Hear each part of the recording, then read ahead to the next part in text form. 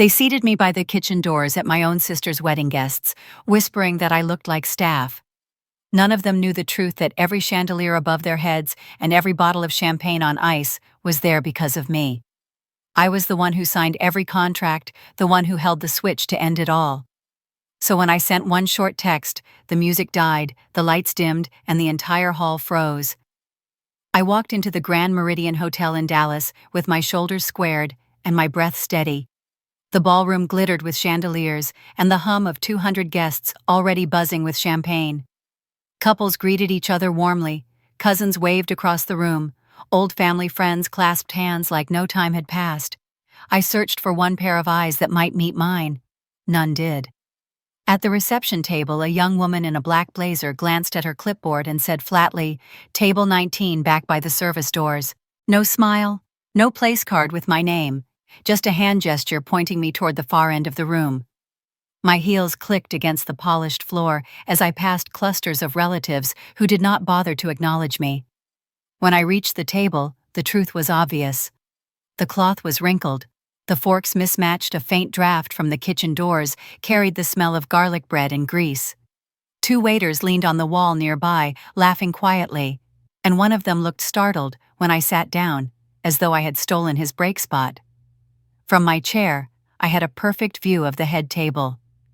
Sophie, my younger sister, was radiant in her gown, Lucas Hayes at her side, beaming as if he had conquered the world.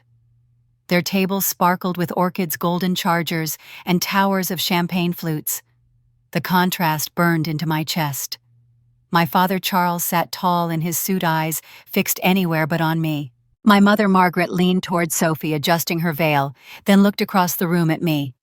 Her lips curved into a thin smile before she mouthed words I could read as clear as glass. "Do not ruin this." A woman in pearls at the next table leaned toward her husband, asking who I was. He shook his head and muttered that maybe I was staff helping with the event. My jaw clenched. The string quartet began a light waltz. Sophie caught my gaze across the ballroom, her smile widening. She tilted her head ever so slightly, a gleam in her eyes that told me exactly what she thought. "You do not belong here. You never did." I lifted the water glass in front of me, letting the cool rim press against my lips. I kept my expression calm, but my pulse beat hard. Around me, laughter rose at the head table, the clinking of cutlery growing louder, almost mocking. I set the glass down and straightened in my chair. It was not the first time I had been placed at the edge, forgotten in plain sight, but this time the humiliation carried an edge sharper than before. Sophie's smile had turned my invisibility into a spectacle, and my parents had chosen to let it happen. I smoothed the fabric of my dress across my lap, steadying my hands. As I sat in that corner with the noise of the kitchen behind me and the glitter of the wedding in front, something hardened inside me. I would not cause a scene now, not yet. But I knew before the night was over, they would remember exactly who I was. The reckoning could wait, but it was already on its way. I sat there and my mind drifted to a birthday long ago when I turned 10. Sophie had balloons that filled our entire backyard the year before, a magician a cake so tall she needed help blowing out the candles. On my day, I got a small chocolate cake from the grocery store and a candle stuck in the middle. My parents said money was tight that week, but I knew the truth. They simply saved their effort for her. I smiled through it, then just as I smiled now, pretending not to notice the difference. High school was worse. My graduation came and went without them in the stands. I scanned the bleachers until my eyes blurred, but my mother and father never appeared. Later I learned they had taken Sophie to a modeling audition in Houston. I told myself it was fine, that maybe my diploma mattered less than her photos, but that sting never left. Ethan, my younger brother, saw it all. He never mocked me, never joined in their dismissals. He would glance at me sometimes with quiet sympathy, like he wished he had the courage to say something, but knew his words would vanish in the storm of favoritism. I never blamed him. He was only a boy then, and later a man who learned to survive in the same household by staying silent. At 22, I packed a single suitcase and left Dallas without looking back. I promised myself I would never again measure my worth by their approval. The first years were brutal. I rented a cramped apartment above a laundromat in Austin, took shifts at coffee shops during the day, studied business management at night, and survived on instant noodles. No one from home called. No one sent a dime. That silence fueled me more than it broke me. I worked my way up, built contacts, learned how to negotiate deals, and manage events. By 27, I had founded Carter Events and Investment. At 30, I signed contracts that made my company one of the top event firms in Texas. My name started appearing on Invoices magazines, called me one of the most promising young CEOs in the region, and I bought an office downtown with my own signature on the lease. Still, I never called home to brag. They never asked anyway. Now I sat in the corner of Sophie's wedding, the irony pressing heavy on my chest. Every orchid centerpiece, every chandelier glowing above us, every bottle of champagne chilling on ice was here because of my company. Carter Events and Investment had arranged the catering, the lighting, the sound system, the very rhythm of the night. They had all signed contracts that I personally approved, contracts that gave me authority none of them suspected. My parents thought Sophie had orchestrated this flawless display. Lucas probably thought his money carried it all. The guests believed it was just another Whitfield family triumph. I traced the rim of my glass with one finger and let the bitter smile rise. They had erased me from family portraits, pushed me to the margins of every gathering, and seated me tonight beside swinging kitchen doors as if I were unworthy of their table. Yet without me, there would be no music, no lights, no food to serve. Sophie lifted her glass at the head table, laughter spilling around her. I kept my eyes fixed on her and let the thought echo through my mind. They think I am invisible, but tonight, it will take only one action to remind them who holds the power. I straightened in my chair as the quartet played softer, my pulse steadying with resolve. The reckoning I had promised myself was no longer a vague future. It was already breathing in the room, waiting for the right signal. And I knew exactly when to give it. The speeches began with practiced smiles and hollow laughter. Relatives clinked their glasses and praised Sophie's beauty, her ambition, the way she had always carried the family name with pride. I listened to a man at the next table whisper that Sophie was the true jewel of the Carters, the daughter who made her parents proud. Another leaned closer and said he barely remembered the older sister's name. The words sliced, but I kept my face unreadable. I shifted slightly in my chair, letting the noise of the ballroom wash over me. My hand slid into my clutch fingers, brushing against the smooth surface of my phone. I unlocked it with a single press, my reflection glinting faintly on the screen. My contact list opened, and I tapped the one person who knew exactly what to do without explanation. Daniel Ross, 37. My chief financial officer and the man coordinating tonight's contracts. He was not at the wedding, but positioned nearby with the team watching for my signal. I typed 3 words. Hold all services. My thumb hovered for the briefest second, then pressed send. The message left with a soft whoosh, invisible to everyone around me. Within seconds, my phone buzzed back. Understood. Nothing more, nothing less. That was Daniel. Precise, steady, loyal. I locked the phone and set it gently on the table. My face remained calm, almost serene, as if I were only scrolling through photos. I lifted the glass of water in front of me and sipped slowly, letting the cool liquid slide down my throat. Around me, the orchestra swelled, champagne glasses clinked in a cascade of crystal laughter rippled across the room. At the head table, Sophie leaned into Lucas's shoulder, glowing under the adoration. She did not glance my way. Why would she? In her eyes, I had already disappeared into the shadows of the room. My parents beamed at her, their smiles wide and polished, as though this night was proof of everything they had invested in. None of them had any idea that the ground beneath their celebration had just shifted. I set the glass down carefully and folded my hands, posture perfect. To anyone looking, I was simply a quiet guest out of place, but unthreatening. Inside me, however, the tension had transformed into something cold and sharp. The decision had been made. The wheel had been turned. A waiter brushed past me carrying a tray of appetizers, pausing at my table as if confused about whether to serve me. He placed a plate down with a polite nod before hurrying off. I looked at the untouched bite of salmon on toast and thought of all the contracts signed under my name, every clause giving me authority to halt or resume at will. No one at the head table had ever considered that power could belong to me. The quartet shifted to a brighter melody. Sophie raised her glass, preparing for another toast. Guests leaned forward, expectant cameras lifted to capture her words. I leaned back in my chair, pulse steady, watching the lights reflect in the champagne. The first tremor of change was already on its way, silent and unstoppable. I brushed a stray strand of hair behind my ear and allowed myself the faintest smile. They thought I would sit quietly all night, invisible as always. They were wrong. Very soon the room would know that nothing in this wedding could continue without me. And when the moment arrived, the silence that followed would be louder than any applause Sophie had ever received. The first sign was so small, most people missed it. A faint crackle from the speakers, a skip in the violin's melody, then sudden silence. The string quartet looked around, confused bows, frozen in midair. Guests paused with forks halfway to their mouths. A soft gasp rippled through the room as the chandeliers flickered once, twice, then dimmed to a pale glow. Waiters carrying trays of champagne stopped in place, uncertain, their polished shoes rooted to the carpet. The golden bubbles trembled in glasses that would never reach the guests' hands. Then the giant screen above the dance floor blinked. The slideshow of Sophie and Lucas on beach vacations, staged engagement photos, and smiling family portraits vanished. In its place, glowing stark and unmistakable, appeared the deep blue logo of Carter Events and Investment.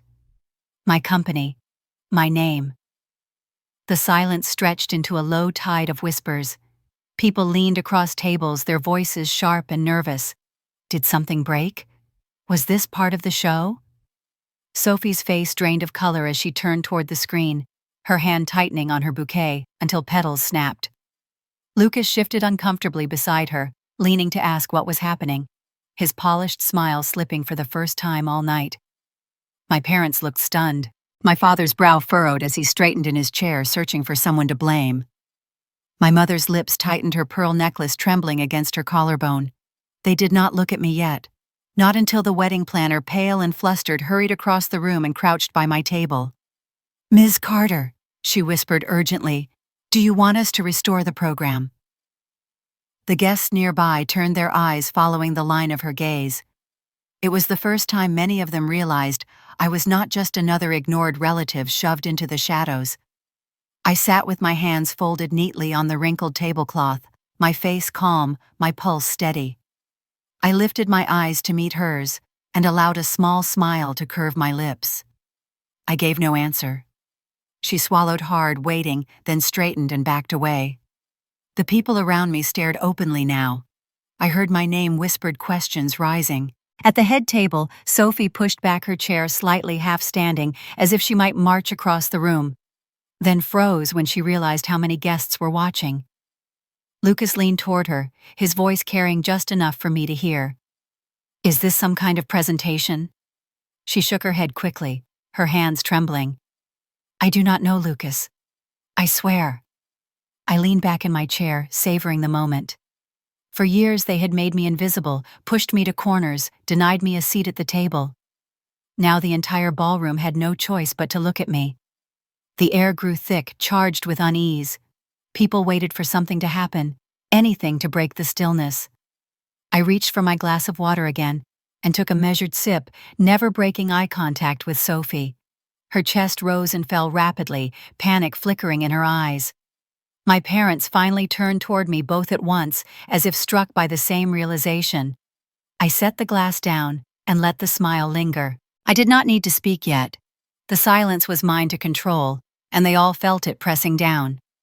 The chandeliers hummed as the light steadied into standby mode, pale gold against the marble. No music, no slideshow, no champagne. Only me seated at the table by the service doors, suddenly the axis around which the entire celebration turned. And as the hush thickened into something heavier, I knew this was only the beginning. The room had frozen, but the truth waiting behind it would cut deeper than any silence. The screen above the dance floor flickered once and came back to life. Gasps rose as rows of text filled the glowing surface, not smiling photographs or golden memories, but the sharp black letters of a legal contract. Carter Events and Investment. Authorized payer, Marina Carter. The ballroom seemed to inhale at once. Page after page rolled forward, invoices stamped and signed, each one carrying my company name. Catering, lighting, sound, engineering, florals, bar service. Every detail of this wedding was tied directly to me.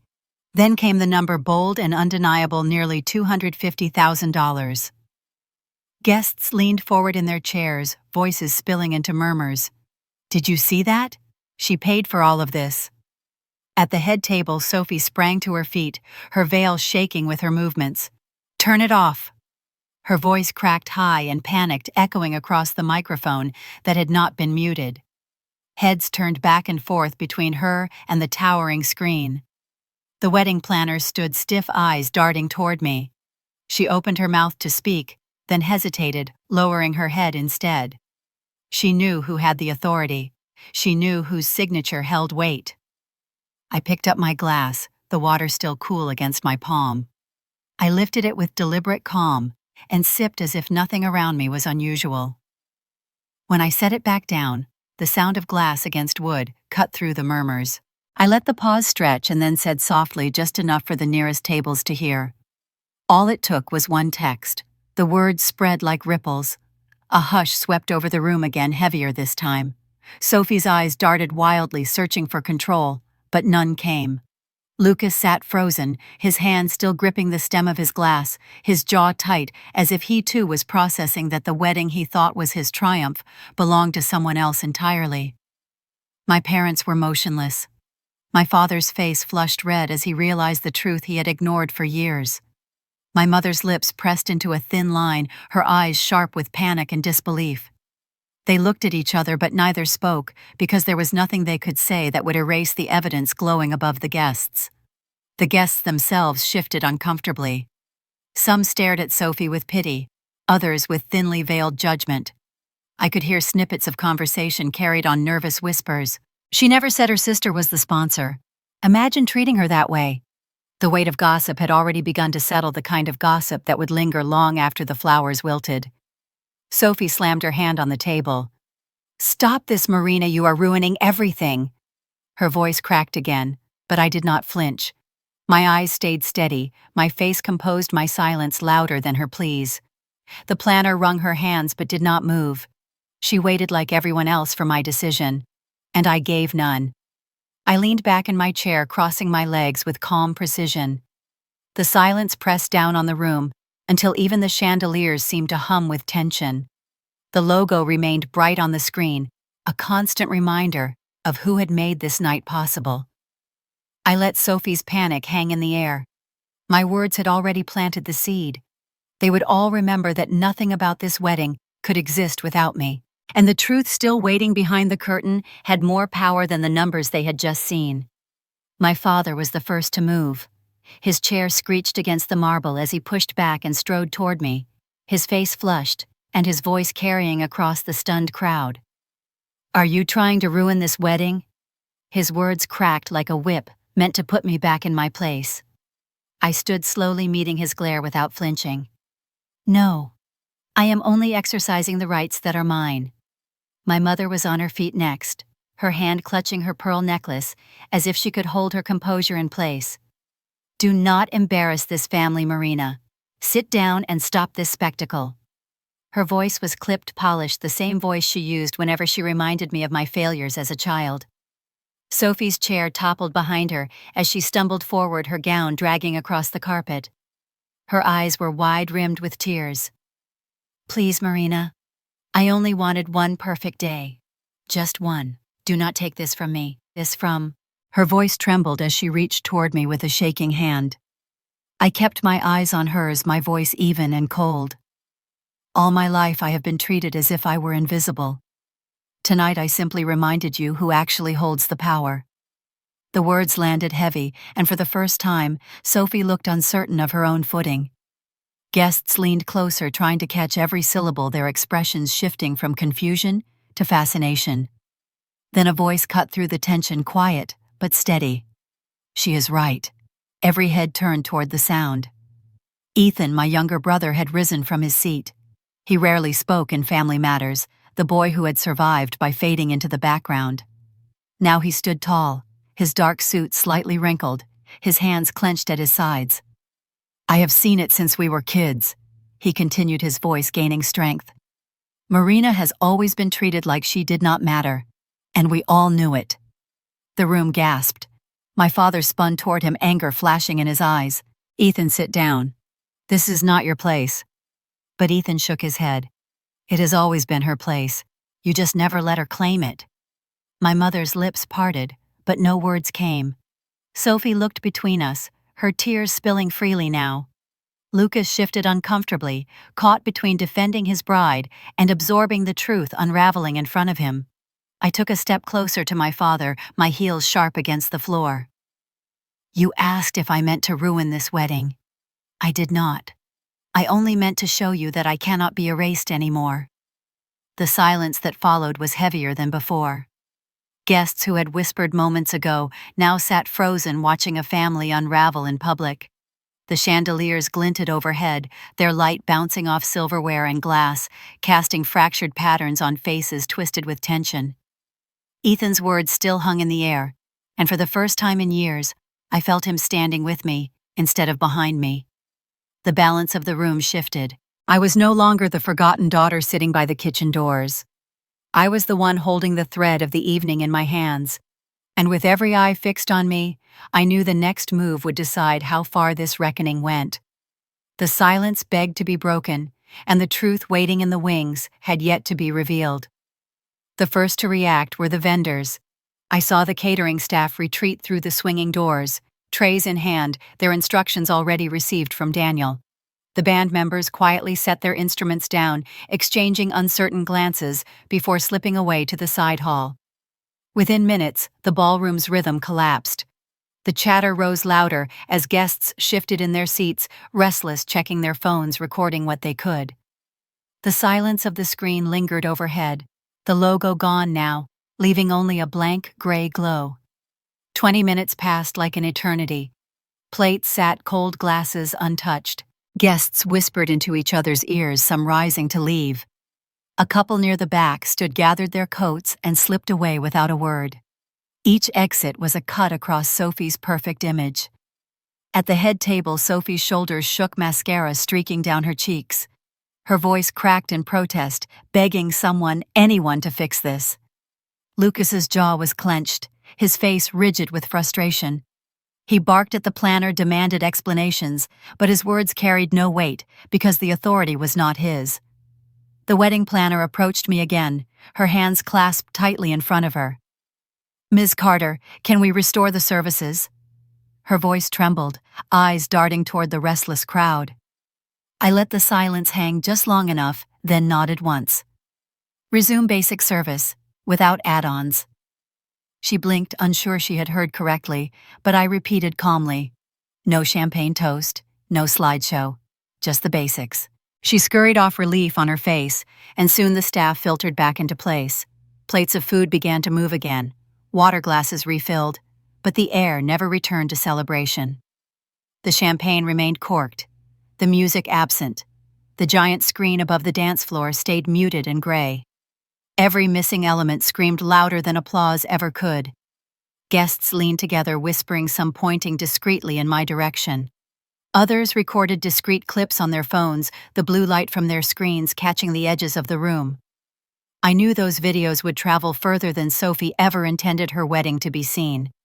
Sophie buried her face in her hands, shoulders trembling. Lucas pulled her close, whispering harshly, his own composure cracking. My parents sat stiff, expressions frozen, neither willing to meet my eyes. Their silence spoke volumes, not of control, but of defeat. I rose slowly from my chair, my movements deliberate. Conversations faltered as people noticed. The weight of their stares followed me as I smoothed the skirt of my dress and picked up my clutch. My heels struck against the marble as I made my way toward the doors. Each step drew more eyes, and the hum of whispers spread like a tide behind me. By the time I reached the threshold, the entire ballroom had turned. They watched as I walked away, the woman who had been seated by the service doors, now carrying the spotlight out with her. I did not look back. The image of their frozen faces was already carved in my memory. What remained for them now was humiliation whispers and the quiet knowledge that one choice from me had unraveled their perfect night. And yet, as I crossed into the quiet corridor beyond the ballroom, I knew the reckoning was not finished. The silence inside that hall was only the beginning. What came after would cut deeper than any wedding toast could ever repair. The cool air outside the Grand Meridian met me like a balm after the thick silence of the ballroom. The sun was sinking low, painting the glass towers of downtown Dallas in shades of amber and rose. My heels clicked against the pavement as I walked away from the heavy doors, the muffled noise of whispers still chasing me from inside. Behind me I heard quick steps. Ethan caught up a little breathless, his tie loosened. He slowed beside me, his voice low but certain. "You are not invisible anymore." I turned to him, the corner of my mouth lifting. "I was never invisible, Ethan. They just chose not to see me." His eyes shone with something I had not seen in years. Quiet pride mixed with relief. He wanted to say more, but words failed him. He simply nodded, and for the first time, I felt the weight of an ally within the family that had kept me in the shadows for so long. From inside the hall, a faint echo of voices carried through the open doors. I caught pieces of conversations. "She paid for everything. How could they treat her like that?" Guests were leaving not with admiration for the bride, but with stories that would spread through Dallas by morning. By the time I reached my car, I knew the damage was already irreversible. In the circles where my parents thrived, reputation was currency, and Sophie's wedding had just bankrupted them of credibility. The whispers would reach business partners, neighbors, colleagues. The Carter name would no longer be spoken with unblemished pride, but with raised brows and pitying tones. I drove back to my office downtown, the skyline glowing against the evening sky. Daniel Ross was waiting in the lobby, his phone still in his hand, the faint glow of messages confirming the vendor's compliance. When he saw me, he gave a small nod, his expression calm, professional, but beneath it, I caught the flicker of respect. Upstairs in my office, the city stretched out beneath the windows, lights blinking to life across every block. Rachel Miller, my attorney and closest friend, leaned against my desk with her arms crossed. She had monitored every contract, ensured every clause was airtight. Now she simply smiled, a look that said everything without needing words. I lowered into my chair, the leather cool against my back. My clutch rested on the desk beside the glass of water I had carried like armor all night. I let out a long breath I had been holding for years. "One text," I murmured, "and they finally remembered who I am." No one argued. No one tried to soften it. Daniel set his phone down, and Rachel lifted her chin, both of them silent witnesses to a victory that had been long in the making. Outside the window, the last light of the sun slipped beneath the horizon, leaving the city aglow with neon and headlights. I thought of Sophie's tear-streaked face, of my mother's, warning to stay quiet, of my father's fury when I dared to stand tall. And I thought of Ethan's words following me into the night. "Justice does not always roar. Sometimes it speaks in whispers and contracts and quiet authority that waits for the right moment to show itself." Tonight had been my moment.